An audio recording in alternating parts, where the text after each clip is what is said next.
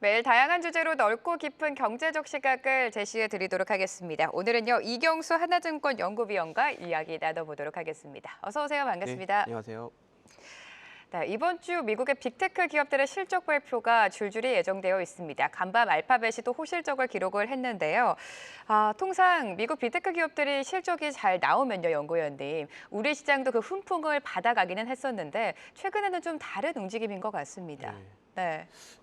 일단 좀 상관성이 일단 많이 낮아진 것 같습니다. 많이 느껴졌던 것 같은데요. 뭐 한국 안에서도 이제 삼성전자하고 하이닉스의 분위기도 완전히 다르지 않겠습니까?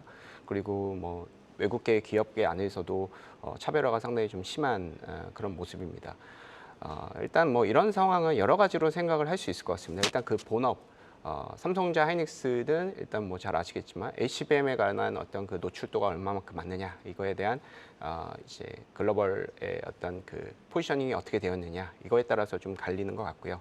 저희가 좀 강조를 드리고 싶은 부분은 이제 그 미국 시장에 대한 얘기예요. 미국 증시는 기본적으로 지금 계속해서 프리미엄을 받고 있습니다. 이 얘기는 미국 증시는 다른 자산 시장과 기존의 어떤 상관성에서 탈피를 하고 있다.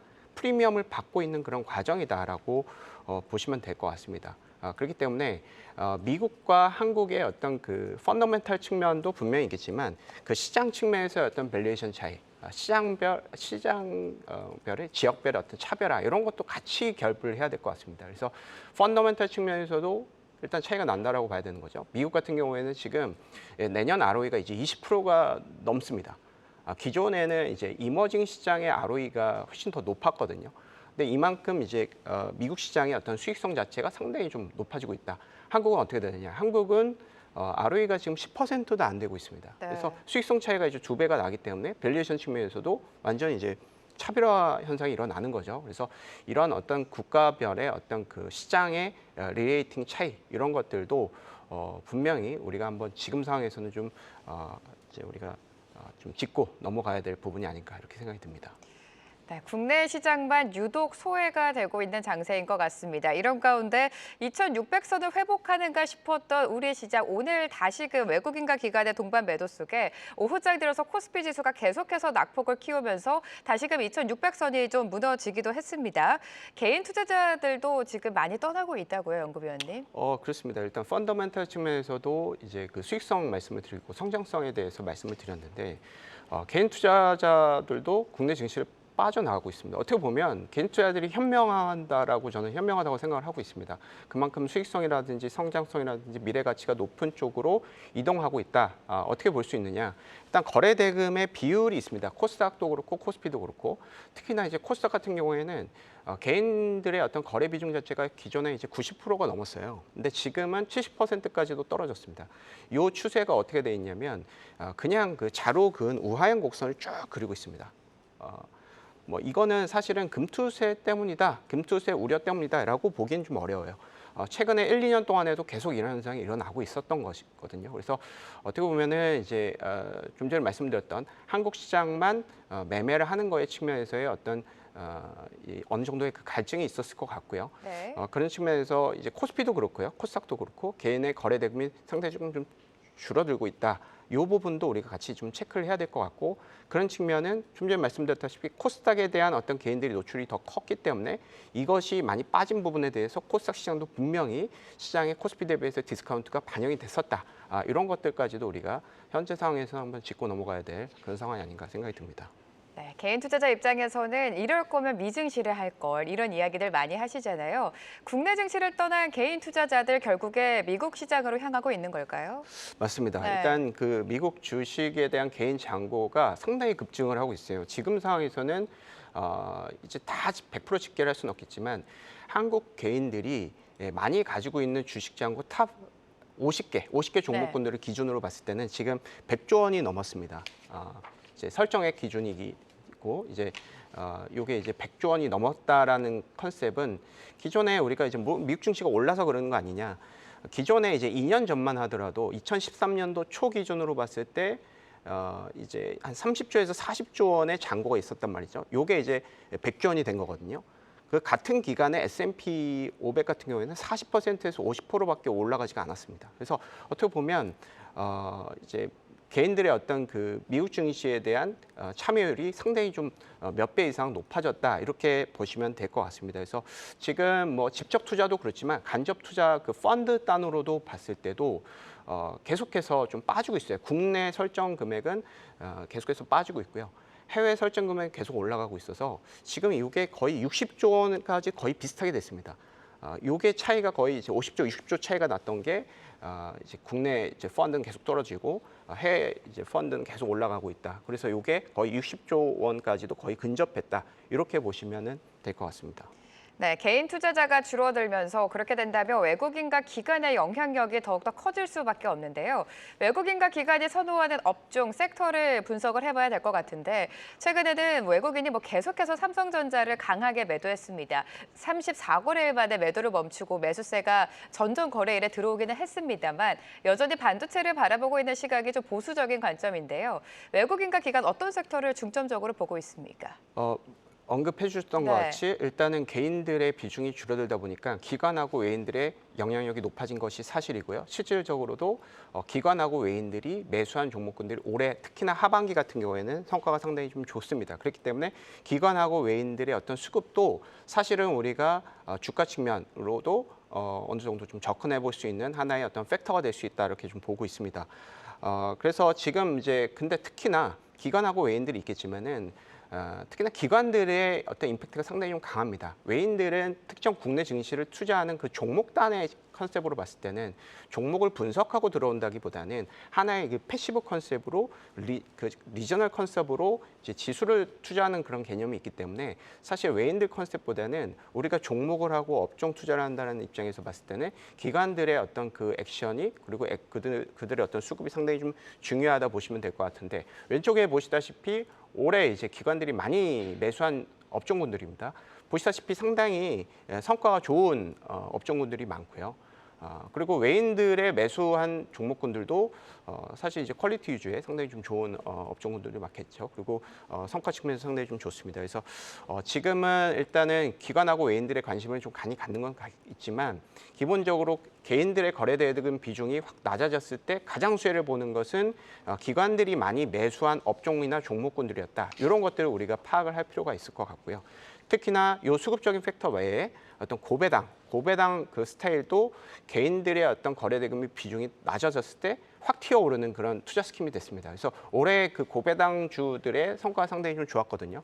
그리고 이 개인 거래 비중이 계속해서 준화되고 있다라고 이제 하고 이게 이제 가정이고 내년에도 개인 거래 비중이 줄어들 거다라고 예상을 할 수밖에 없는데 그렇다면 내년까지도 우리는 고배당주에 대한 배당주에 대한 관심을 가질 필요가 있겠다.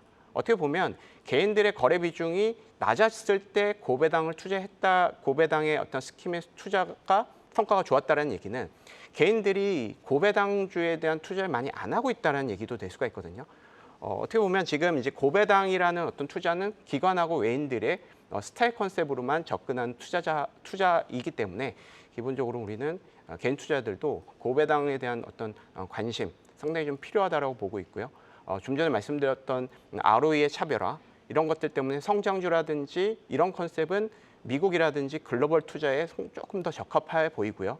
한국은 ROE가 낮아지고 있는 가운데에서 배당 쿠폰을 안정적으로 우리가 확보를 하는 그런 안정적인 그 투자 스킴이 한국에서는 조금 맞아 보인다. 이게 중장기적인 추세 흐름에 따라서 우리가 그런 것들이 관찰이 되고 있기 때문에 그런 것들 한번 좀 관심, 네. 고배당주에 대한 관심 필요한 시기라고 보고 있습니다. 우리 정부도 밸류업 정책을 내놓으면서 주주 환원 정책에 좀 적극적으로 동참을 하고 있습니다. 그렇기 때문에 고배당 관련주 남은 하반기에 연말까지 좀 지켜보자라는 말씀을 해주신 것 같은데요. 고배당주 말고도 개인적으로 눈여겨보고 계시는 섹터가 있으십니까? 일단은 고배당주는 이제 연말까지도 아니고요. 저는 내년이고 그리고 계속 추세적으로도 저는 고배당주 괜찮다고 보고 있습니다. 이제 한국의 기업 이익이 내년에 이제 올해보다 이제 둔화될 거고요.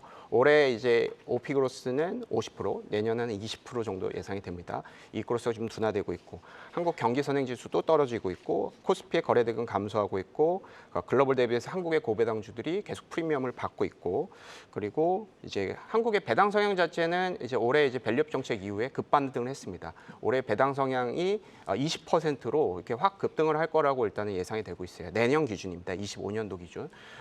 그렇기 때문에 이제 배당 성향, 배당 순이익은 하향 조정이 되는데 현금 배당금은 늘어나고 있는 그런 환경이기 때문에 기본적으로 기관들이 보유하고 있는 그 현금을 배당 지원을 많이 활용을 하고 있다라는 측면. 요게 이제 밸류업 정책이 때문에 그런 걸 수도 있고 본인 기업들의 각각의 어떤 성장성의 어떤 고착화 이런 것들 때문에 배당 정책이 유리한 걸 수도 있습니다. 그래서 이런 측면에서 봤을 때는 저희는 고배당주는 중장기적으로 볼 수 있겠다 이렇게 생각을 하고 있고요.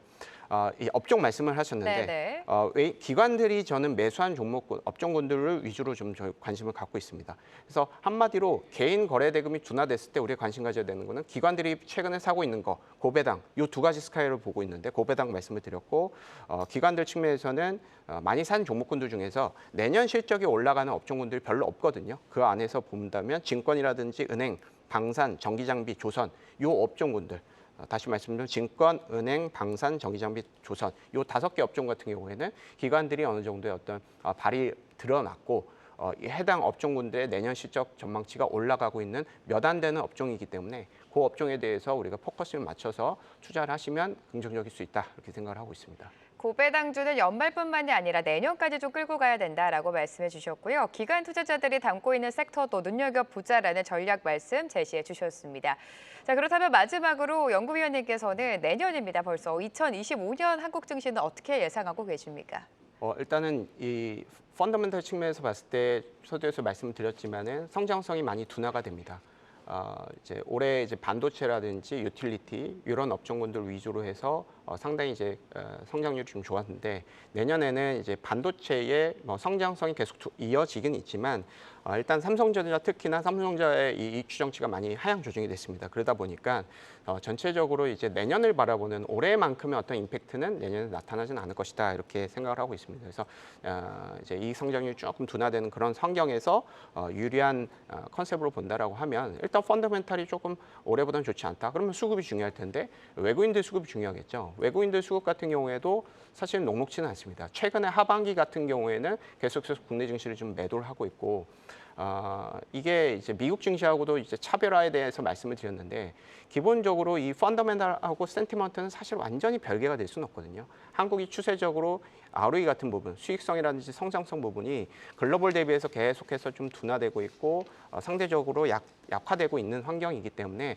실질적으로 미국 대선 이후에 미국 증시가 만약에 변동성이 커진다라고 하면 이 외국인들의 충격이 기존에도 우리가 디스카운트를 받았지만 거기서 또 한 번 미국 증시가 떨어졌을 때 예를 들어서 미국 증시가 조금 단기적으로 조정을 받았을 때 한국 증시 또 다시 조정이 나타날 수 있는 그런 흐름도 우리가 예상할 수도 있을 것 같습니다. 그렇기 때문에 오히려 저는 시장은 어느 정도 해지를 해놓고 고배당주에 대한 투자를 하는 것이 제가 전에도 말씀을 드렸지만 가장 안정적인 성과를 올해 보여줬었고 내년에도 이런 흐름이 계속 이어질 수 있다. 한국에서의 투자는 어떤 적극적인 성장주에 대한 투자보다는 실적 위주의 투자보다는 이런 쿠폰, 배당 쿠폰에 위한 이런 기반으로 하는 이게 메인이 되는 투자를 하는 것이 안정적일 수 있다 이렇게 생각을 하고 있습니다. 네, 지금까지 이경수 하나증권 연구위원과 함께했습니다. 오늘 도움 말씀 감사합니다. 네, 감사합니다. 계속해서 다양한 경제 이슈를 알고 싶다면 구독과 좋아요, 알림 설정 부탁드립니다. AI 캐스터 권미정이었습니다.